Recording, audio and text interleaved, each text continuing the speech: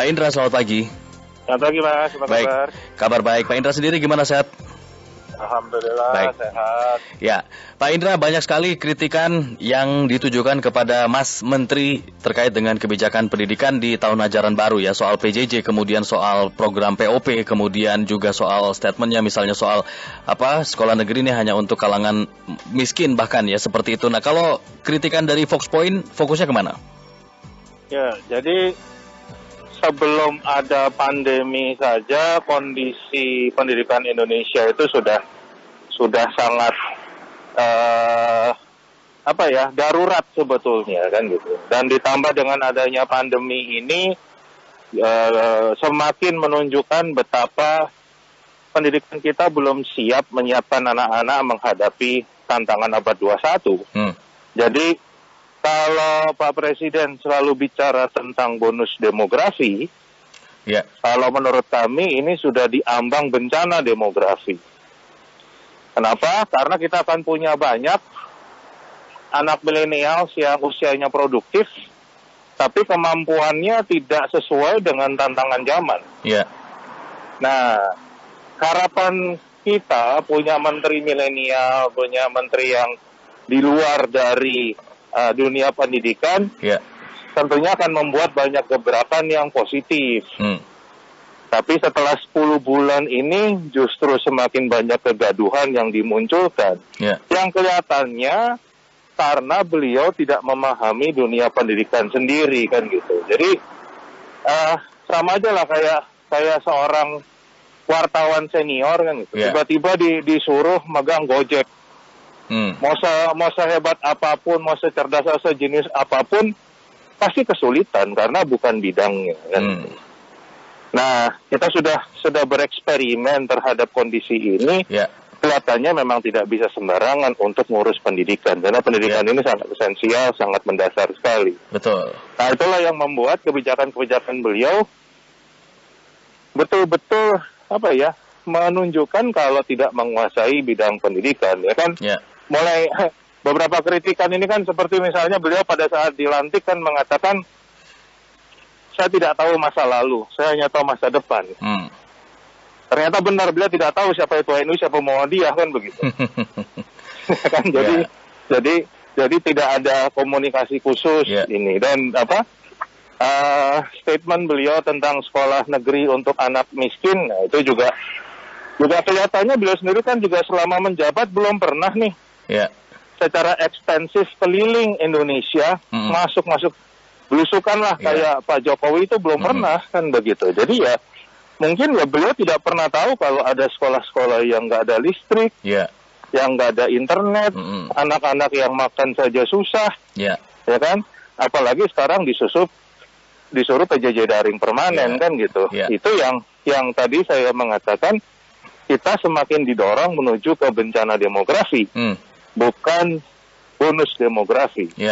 Dan bencana pendidikan barangkali ya. Oh iya kan itu bencana karena ada bencana pendidikan makanya menimbulkan bencana demografi. Artinya kita akan semakin banyak orang-orang yang usianya produktif tapi nggak siap untuk kerja di era ini kan gitu. Jadi yang pertama tadi Mas Menteri tidak paham peta pendidikan di tanah air ya. Saya kok semakin lama melihatnya seperti itu dan kita juga akhirnya membongkar kan kalau ternyata program-program beliau ini seperti Merdeka Belajar, POP itu adalah program milik sekolah swasta yang kebetulan pemiliknya menjadi pembisiknya beliau, menjadi timnya beliau kan gitu. Jadi istilahnya kalau saya sampaikan ini nggak ada kebijakan baru, cuman nyomot saja dari apa yang sudah ada, kemudian dijadikan nasional. Yang tentunya konteksnya nggak sesuai, karena sekolah yang diambil ini sekolah mahal, sekolah orang kaya, kan begitu. Terus mau dijalankan ke seluruh Indonesia. Yang tadi ada sekolah yang nggak ada listriknya, nggak ada internetnya. Nah ini kan nggak sesuai, kan begitu. Nah ini yang mungkin harus kita pertimbangkan lagi, supaya ya kan kita menyelamatkan anak bangsa. Ini bukan personal, bukan ini, tapi kita bicara kepentingan nasional. Betul. Ini sangat berbahaya menyiapkan SDM unggul oleh orang yang tidak tahu bagaimana membangun manusia. Membangun manusia kan beda dengan membangun aplikasi. Membangun manusia itu butuh sentuhan, ya kan? Butuh komunikasi, butuh kolaborasi, dan itu dengan apa yang kejadian di POP, dengan NU Muhammadiyah PGRI mundur, itu berarti Kemendikbud tidak punya kemampuan berkomunikasi, tidak punya kemampuan berkolaborasi. Nah, padahal kita tahu keterampilan abad 21 itu butuhkan komunikasi kolaborasi. Nah, inilah paradoksnya di sana, kan begitu. Nah, saya kemarin juga kebetulan di salah satu TV, kita membahas khusus malah dampak sosial dari PJJ daring yang dipermanenkan oleh Kemendikbud ini. Sudah banyak anak-anak kita yang justru terdorong untuk berbuat kriminal. Ada yang jual diri, ada yang ngerampok, ya kan? Yang ngerampok toko emas, ngerampok apa macam-macam. Nah, ini kan paradoks ini. Artinya, loh, pendidikan itu tujuannya untuk meningkatkan kesejahteraan supaya angka kriminalitas turun. Nah, ini justru pendidikan mendorong angka kriminalitas naik. Ini kan paradoks kan gitu. Nah, ini harus segera dihentikan menurut saya. Jadi pendidikan ini memang soal anak bangsa, dan anak bangsa kaitannya dengan masa depan bangsa. Begitu Pak Indra ya. Sebelum kita lanjutkan, kita simak bersama dulu ada informasi singkat yang disampaikan oleh rekan kami Desi Natalia. Pendengar, kini saatnya Kilas Berita. Kilas Berita.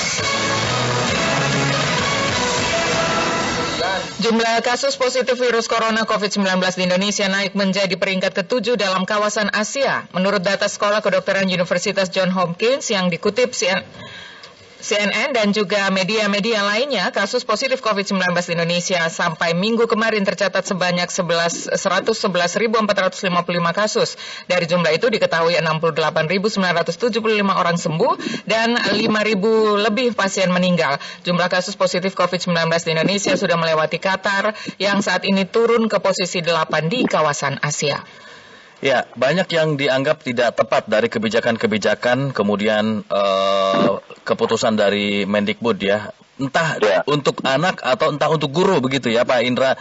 Nah, untuk semua kebijakannya menyentuh semua. Nah, itu dia. Bagaimana kira-kira kalau misalnya kita elaborasi nih antara soal guru, soal siswa juga? Ya, jadi kalau misalnya kita sekarang mengurai masalah PJJ daring ini kan begitu. Pada saat pertengahan Maret itu kan Mas Menteri mengeluarkan surat edaran untuk belajar dari rumah. Kan? Nah, pada saat itu wajarlah kita kaget semua, ya kan, kondisi mendadak. Jadi kalau gagap itu wajar. Tapi kalau sekarang bulan Agustus masih gagap, itu yang tidak wajar kan begitu. Karena tidak ada perbaikan, tidak ada leadership dari Kemendikbud untuk bagaimana cara menjalankan PJJ daring ini.